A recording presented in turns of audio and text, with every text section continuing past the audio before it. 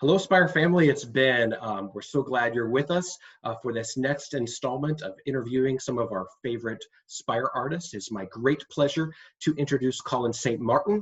Colin has been with us since the very beginning, season one, and Colin is a wonderful colleague and flute player. So welcome, Colin. So glad that you're with us today. Thank you. Thank you. So Colin, tell us a little bit about how you got started in music and what led you to this crazy career that you are a part of now.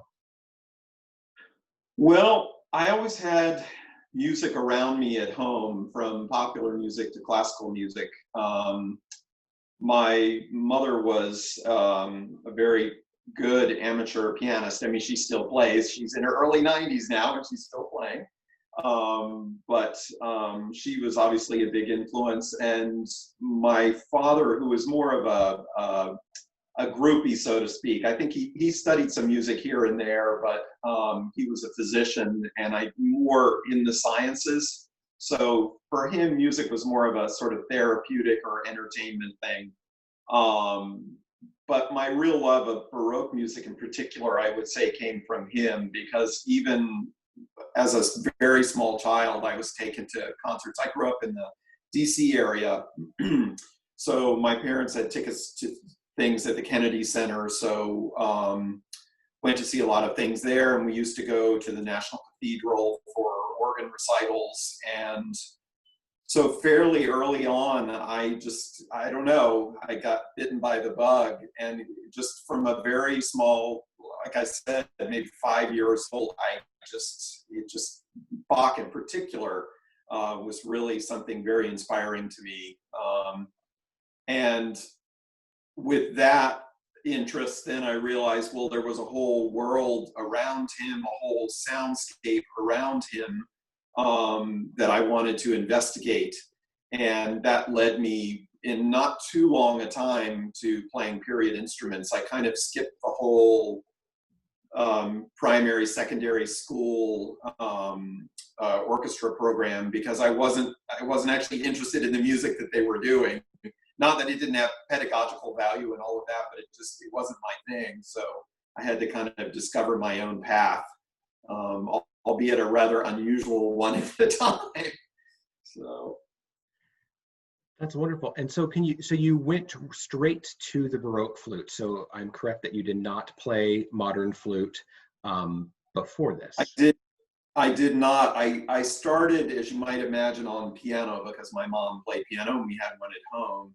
And I played for a few years. I didn't love the playing experience of it. I loved the music and all of that, but there's a side to being an instrumental performer that there has to be actually a physical component to it. It's not just what you're hearing, but the actual doing of it, like an athlete enjoying doing their sport, not just because of successes they might have, but the physical, intellectual side of doing that activity is rewarding. So piano was not it for me. And a few years later, I started playing recorder, because my oldest brother had taken a music appreciation course in college, and they were all required to buy a little plastic recorder, and it was sitting at home.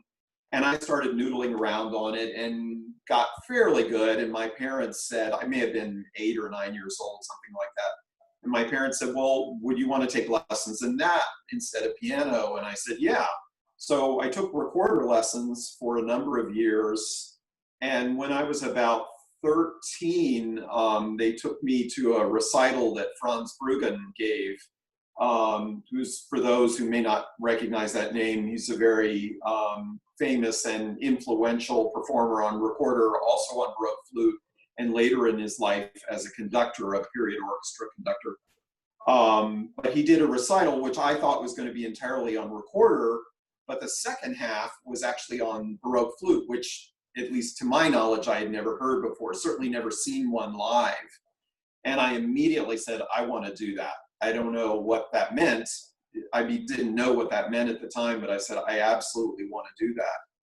And so I started doing research. I was about, 10 or 11 years old, and found someone in Washington who made them and who taught us.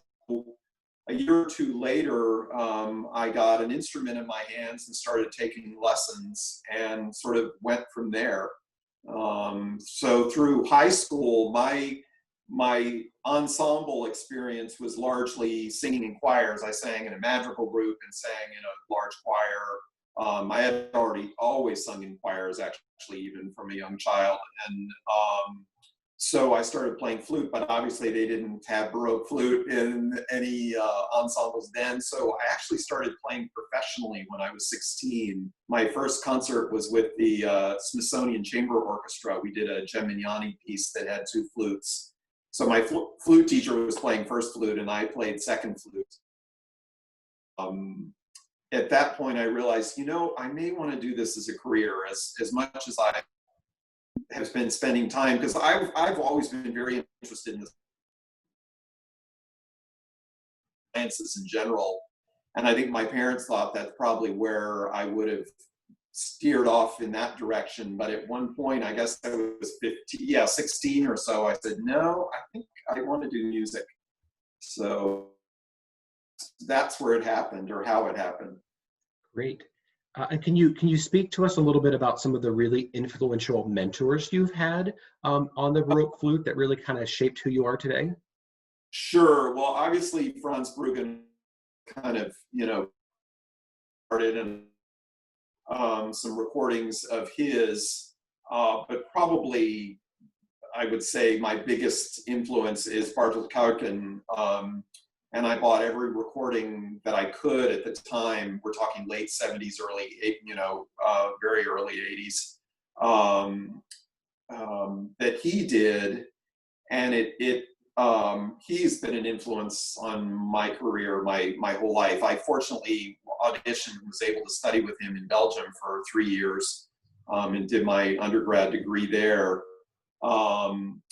But he was really my principal influence. And it was nice because I actually auditioned for him first in the States because he was on tour with his brothers.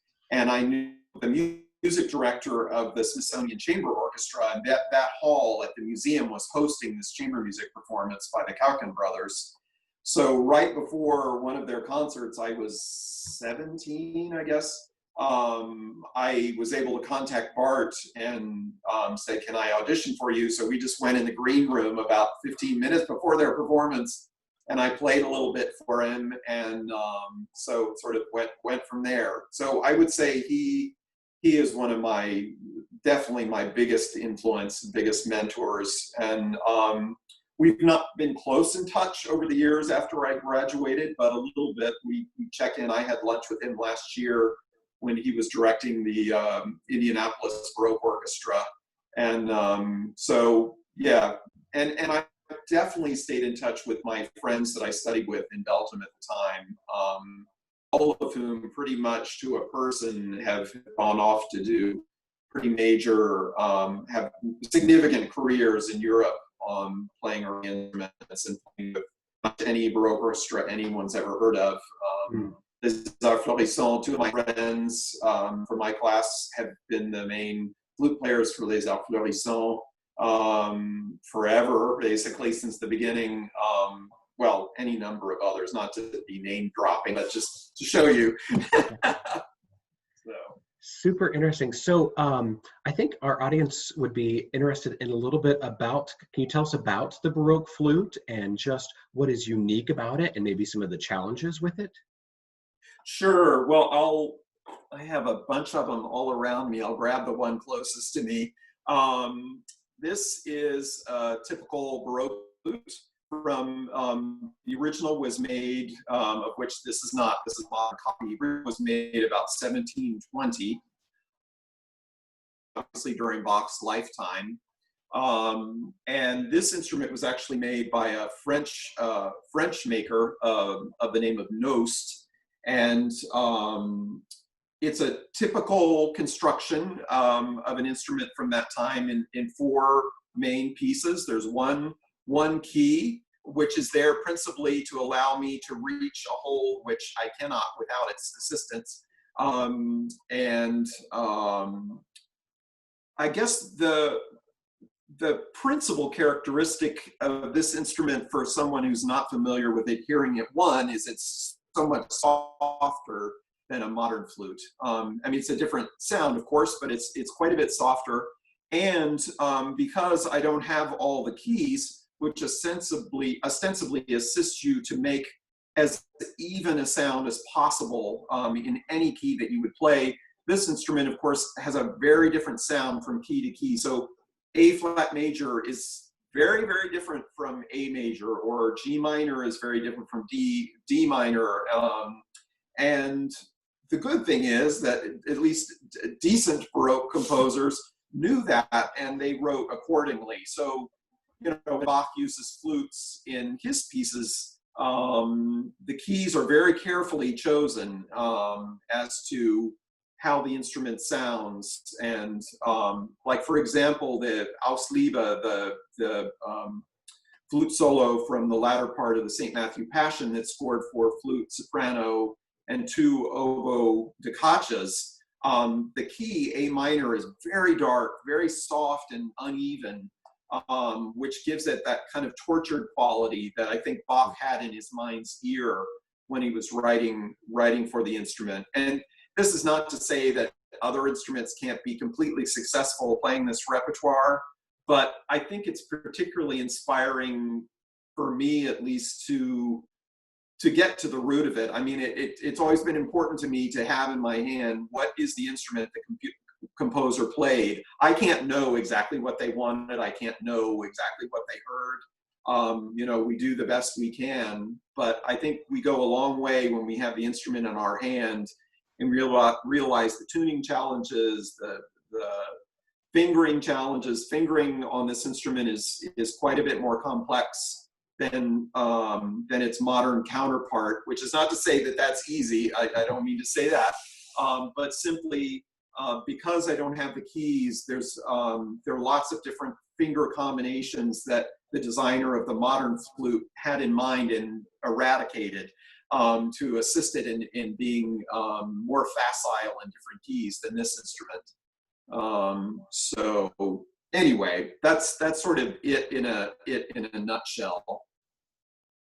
That's wonderful. Do you have some, maybe if you could talk to us real quickly about some of your top maybe 2 or 3 pieces to play on the Baroque flute, or composers that you just really feel like that just fits perfectly with the attention of the composer? Can you share with us if you had to pick some favorites? Oh yeah, I know. Well, other than Bach, of course, I think that goes without saying. Pretty much anything he wrote for the instrument. I mean, his music was the reason I went into this in the first place, because I figured if such a great genius and inspiring would have chosen this thing to write music for, I wanted to learn about it. So there's that. But anyway, other composers. Certainly the French composers. I mean, this has always been considered a very French instrument. A lot of the early 18th century, late 17th century French composers. There's a teacher, pedagogue, Jacques Hotteterre, which a lot of people may not know of him, but he wrote beautifully idiomatic music for the instrument. Difficult music, but very idiomatic. But one of my other great favorites is Jean-Philippe Rameau, who did not write a lot of solo repertoire for flute, almost none, because as we know, he was principally an opera composer. But he wrote so many gorgeous flute solos in his operas and in the fairly small amount of religious works that we have by him, some motets.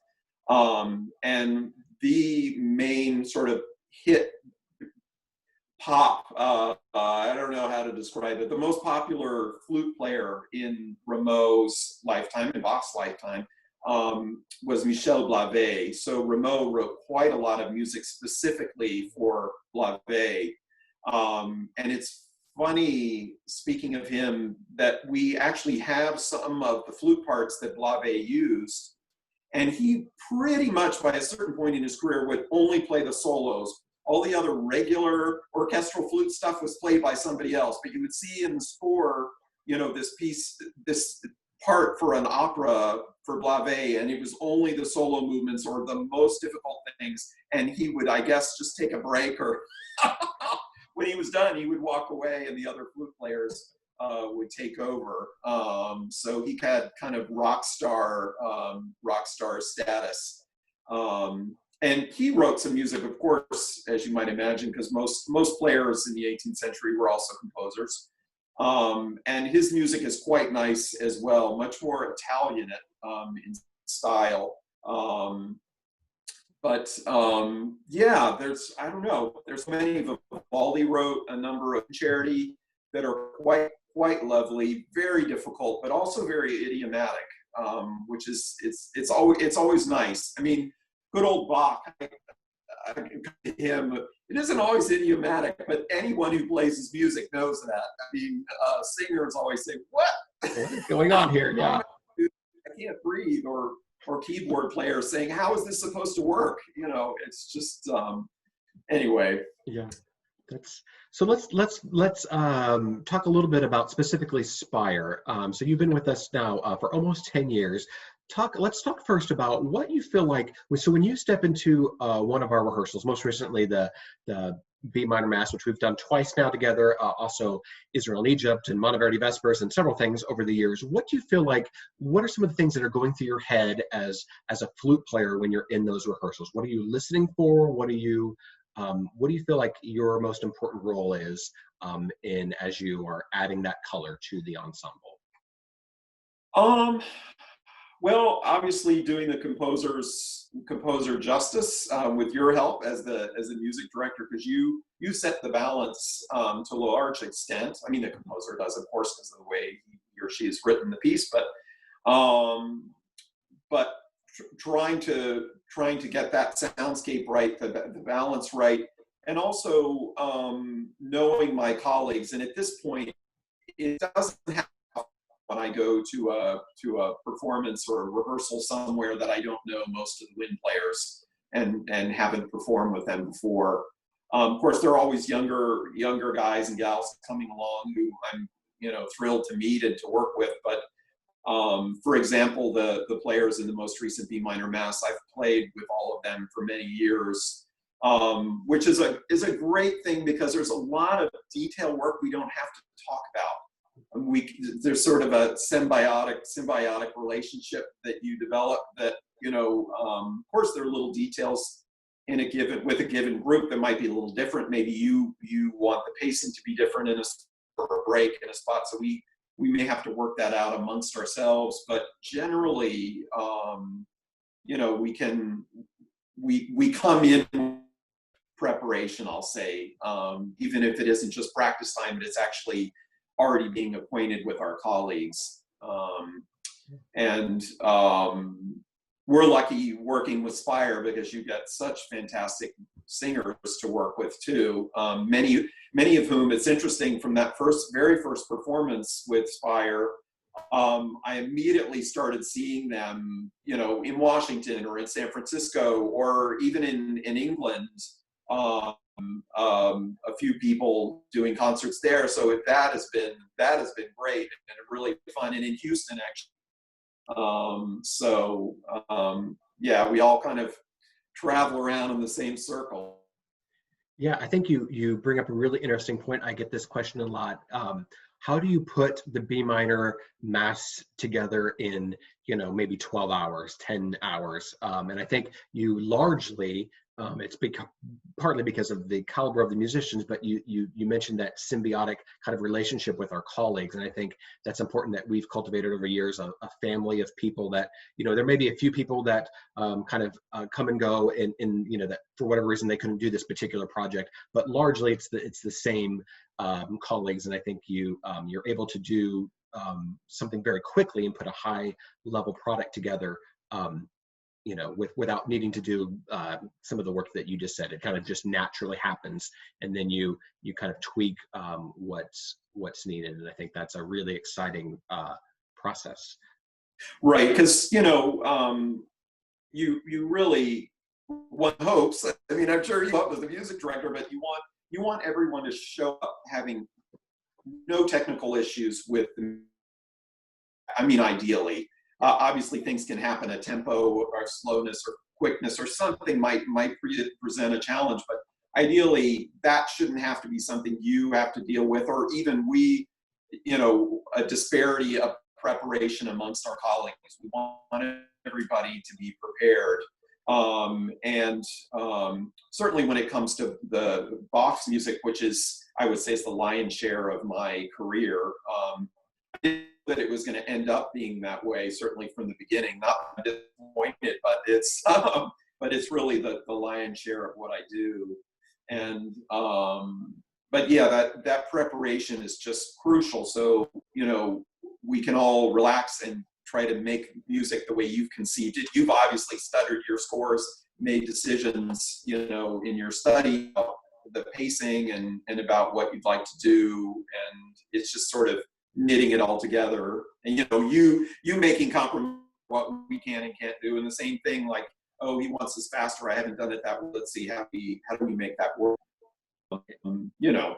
Exactly. I like to but say also, sorry to interrupt you, just okay. the other big thing is really having an open mind. I mean, obviously you work with people with, like, this is how I do it, and I do it. That's it. And ideally, you don't want to have to be that way to a certain degree without wasting time making unnecessary decisions. But you would hope that people have a little bit of wiggle room in volume, or even, like, trying to set up the orchestra. That's always very complicated. Every space, as you know, is very different. The balance within the orchestra, what's louder and softer, changes with the space, and how ideally not to waste too much of your time, our rehearsal time, trying to figure that out. Yeah. And can everybody see, can everybody see you? Can we see the people that we need to see when we're playing with them? All those details, like you said, that have to be done in very short order. Yeah, it's a really fascinating process, and I like to equate it to, it's like, if you're doing a really elegant dance, it's this between the conductor and the musicians, there's certainly a little bit of some things don't work. What I might conceive might not work in a certain space or in a certain configuration. So yeah, that fluidness to be able to say, actually that's a really great idea. And I think I've always been somebody that the conductor does not have all the answers, and that's I think that's something that we all work on each other's strengths and find ways to make it work the best in the moment, given the acoustics and all the variables, and that's really, I think, where some very exciting music making happens, to really live in the moment, and sometimes make decisions in the moment, from night to night of various performances. So that's what I love about our work together. Right, and like you said, you hope that everyone is comfortable enough with the music and their colleagues that you can have that flexibility, that spontaneity, and things don't fall apart, and could be even better than how you may have rehearsed it up until that point. So yeah, it's really, it just makes it so much fun, so rewarding. Yeah, definitely. Well, let's close with, do you have some favorite memories of maybe Kansas City or Spire performances over the years that just have stuck in your head that our audience members might find interesting? Anything that jumps out? Oh, so many things. I mean, I really, really loved, just because it stretched my skill set so much, was doing that Monteverdi. It's so hard. I've done it again subsequently a couple times, so it was nice to do it then, and that was a configuration I'd never done. So I have such a great memory of that. Certainly the first B minor was so fun, and I love going back to Kansas City. I mean, the Nelson Atkins Museum. I actually lived very close to there in Westport when I was just out of grad school. I was playing with a chamber music group in Kansas City, so I used to be able to walk down to the museum, and I went there a lot. And the one place that I still over the years have been ordering coffee from is the Roastery there in Kansas City. I just got coffee from them.